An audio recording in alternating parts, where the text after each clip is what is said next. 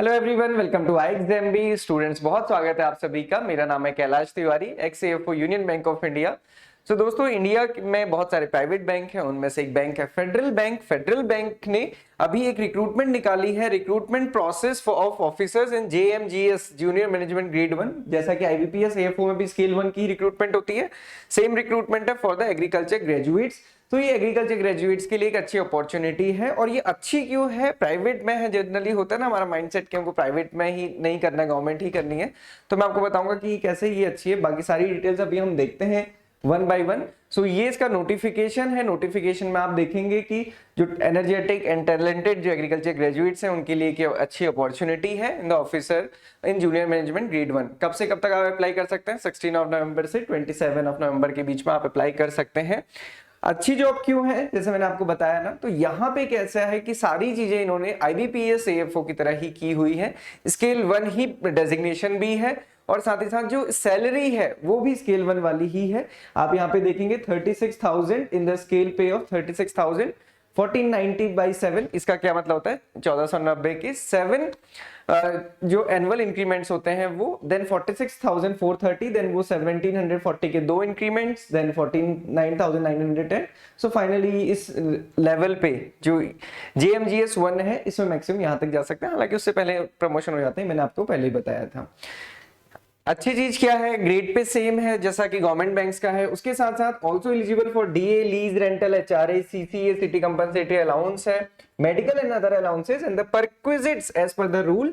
और कंपनी को जो सीटीसी रहेगा वो मिनिमम 9.95 लाख होगा।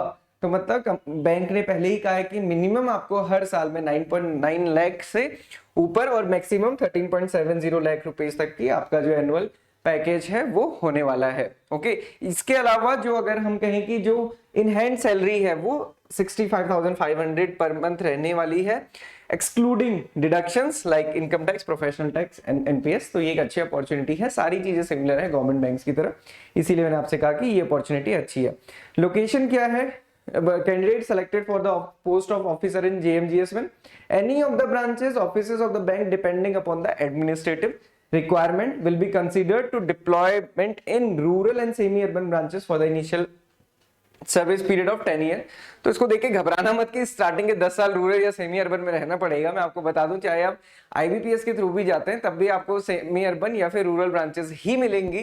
और क्योंकि मैंने आपको बताया था कि एएफओ से जनरल बैंकिंग में ट्रांसफर होने में स्केल 3 के बाद हो सकते हैं, तो उसमें 10 साल का टाइम लगता ही लगता है। तो ये कंडीशन है। पीरियड ऑफ प्रोबेशन 2 साल का है, उसमें बॉन्ड बैंक फिल करवा रहा है।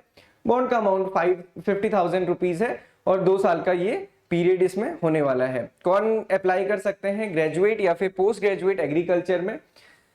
और यहाँ पे एक चीज है कि मिनिमम परसेंटेज 60% या उससे ऊपर होनी चाहिए 10th लेवल पे भी, 12th पे भी, और उसके ऊपर जो भी आपकी क्वालिफिकेशंस हैं उसमें। Age maximum 27 year age on 1 November 2022। तो उसकी कट ऑफ डेट क्या है? 1 नवंबर 2022। ओके, ये आप देख सकते हैं, यहाँ पे डेट दी हुई है inclusive. Then who are passing out graduation और post graduation in the agriculture in the current academic year, वो भी अगर कंडीशन को फुलफिल करते हैं तो वो भी इसमें एलिजिबल है, सिलेक्शन प्रोसेस में बैठ सकते हैं। ये भी आप देख लीजिएगा, ये भी इसमें अच्छी चीज दी हुई है। ग्रेजुएशन 4 साल का होना चाहिए और पोस्ट ग्रेजुएशन मिनिमम 2 ईयर का होना चाहिए। ओके, इसके अलावा यहाँ पे और जो सिलेक्शन राउंड्स हैं इस पे आते हैं हम। Selection round for the process will be online aptitude assessment, उसके बाद ग्रुप डिस्कशन, उसके बाद पर्सनल इंटरव्यू। ये 3 लेवल पे होने वाला है। अभी मैं इसकी डिटेल्स भी आपको बताऊंगा। हर सिलेक्शन राउंड एक एलिमिनेशन राउंड होगा, मतलब क्वालिफाइंग होगा। बैंक्स अपने सारे राइट्स बैंक के पास हैं कि वो किस टाइप से इस रिक्रूटमेंट प्रोसेस को करता है, और इसकी कोई भी कट ऑफ नहीं रिलीज होगी। मेंशन किया कि marks rating secured by the candidate during the selection round will be confidential and same will not be disclosed. Okay, venues of personal interview क्या है? बेंगलोर, हैदराबाद, चेन्नई, मुंबई, एर्नाकुलम और विशाखापट्टनम। यहाँ पे एक कंडीशन और है कि यहाँ पे ये जो जॉब है ये domicile of candidate should be in any of the state of Andhra Pradesh, Karnataka, Kerala, Maharashtra, Telangana और तमिलनाडु। मतलब मिडिल इंडिया से भी जो नीचे का पार्ट है वहां के स्टूडेंट्स के लिए ये अपॉर्चुनिटी है। इसीलिए आप देखेंगे कि जितने इंटरव्यू की सिलेक्शन दिए हैं वेन्यूज का, वो भी साउथ की ही सारी सिटीज हैं। उसके अलावा एक बार आप जनरल जो यहाँ पे कंडीशंस दी हैं इनको जरूर पढ़ लीजिएगा अप्लाई करने से पहले। एक अच्छी अपॉर्चुनिटी है, ये मैं आपको बता देता हूँ कैसे आपको अप्लाई करना है। यहाँ पे सारी चीज दी है। जनरल के लिए फीस 500 रुपीज है, SC/ST के लिए 100 है। इंपॉर्टेंट डेट्स क्या है? डेट ऑफ नोटिफिकेशन 16 नवंबर है। लास्ट डेट ऑफ एप्लीकेशन 27 नवंबर है। जो भी स्टूडेंट्स इसके लिए एलिजिबल हैं या करना चाहते हैं वो फिल कर दीजिए। Propose date of mock assessment का क्या है? 2 एंड 3 दिसंबर। और ऑनलाइन एप्टीट्यूड टेस्ट कब होगा? 4 दिसंबर। तो बहुत लंबी रिक्रूटमेंट प्रोसेस नहीं चलने वाली है। और ये इसका एग्जामिनेशन का पैटर्न है ऑनलाइन एप्टीट्यूड टेस्ट का, जिसमें कि 6 सेक्शन होंगे। English, reasoning, numerical ability, general, social, banking awareness, computer awareness and digital banking, sales aptitude, ये मार्क्स हैं। और ये टाइम यहाँ पे मेंशन किया 90 मिनट्स में। नंबर ऑफ क्वेश्चन टोटल में आके 150 है, मार्क्स भी 150 होंगे। नेगेटिव मार्किंग भी रहेगी 0.25 की। ओके, तो ये जनरली रहता है। और शेड्यूल जो है वो 4 दिसंबर का ही है। बाकी जो सिस्टम से जिसमें आप देंगे उसमें ये सारी चीजें होनी चाहिए। अगर टेक्निकल रीजन की वजह से आप टेस्ट नहीं दे पाए तो बैंक उसमें कुछ भी आपकी मदद नहीं करेगा, ये इसमें मेंशन किया हुआ है। तो आप अपनी ये सारी चीजें देख लीजिएगा कि ये सारी चीजें आपके लिए सूटेबल या फिर ये सारी चीजें आपके सिस्टम में आपके पास अवेलेबल हो। ओके, सो ये एक अपॉर्चुनिटी है उन सारे स्टूडेंट के लिए जो कि इस इन पर्टिकुलर स्टेट्स हैं जहाँ का डोमिसाइल मेंशन किया हुआ है।